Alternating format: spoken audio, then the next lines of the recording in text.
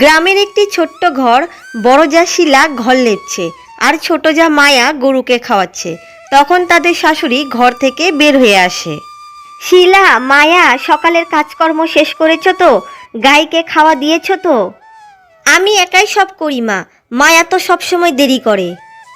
হ্যাঁ হ্যাঁ, সব দোষ তো শুধু আমার, তুমি তো সব করো, আমি তো কিছুই করি না। আরে বাবা, সকালের শুরুতেই তোমরা ঝগড়া শুরু করো কেন? এরই মধ্যে তাদের স্বামী মাছ আর কিছু সবজি বাজার নিয়ে আসে। শিলার স্বামী হলো সুজিত আর মায়ার স্বামী হলো রমেন। দুইজনের ঝগড়া দেখে তখন সুজিত বলল, শিলা, তুমি সবসময় মায়াকে দোষ দাও কেন? ও কি দিনভর বসে থাকে নাকি? আমি দেখি মায়াও সকাল থেকে ঘরের কাজ করছে।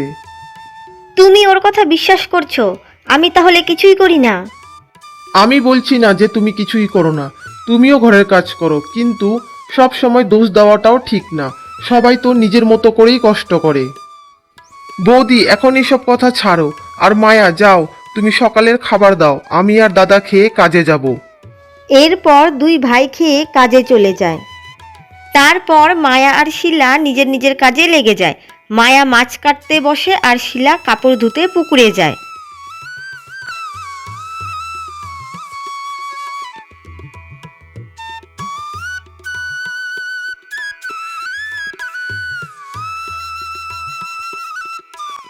মায়া, আমি ডালটা ধুতে বলেছিলাম, ধুয়েছো?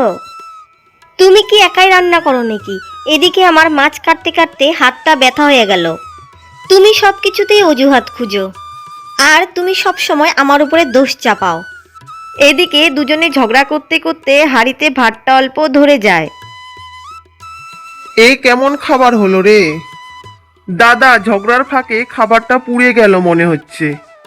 দুই যা মিলে যদি একটু শান্তিতে কাজ করতে তাহলে এই অবস্থা হতো না।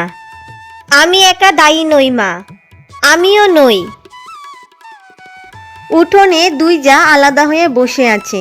তখনই পাশের বাড়ির প্রতিবেশী এক কাকিমা আসে। কি রে, সকাল থেকে শুনছি তোরা ঝগড়া করছিস? দেখেন না কাকিমা, আমি যত করি তবু দিদি সব দোষ আমার ঘাড়ে চাপায়। হ্যাঁ, আমারই তো সব দোষ, আমি তো খালি তোকে দোষারোপ করি, তাই না? তোরা কি ভাবি ঝগড়া করলে সংসার ভালো চলবে?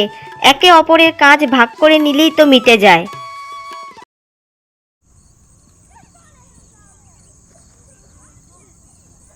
মায়া, সত্যি বলতে আমি একা হাতে এত কাজ সামলাতে গিয়ে ক্লান্ত হয়ে যাই, তাই রেগে যাই।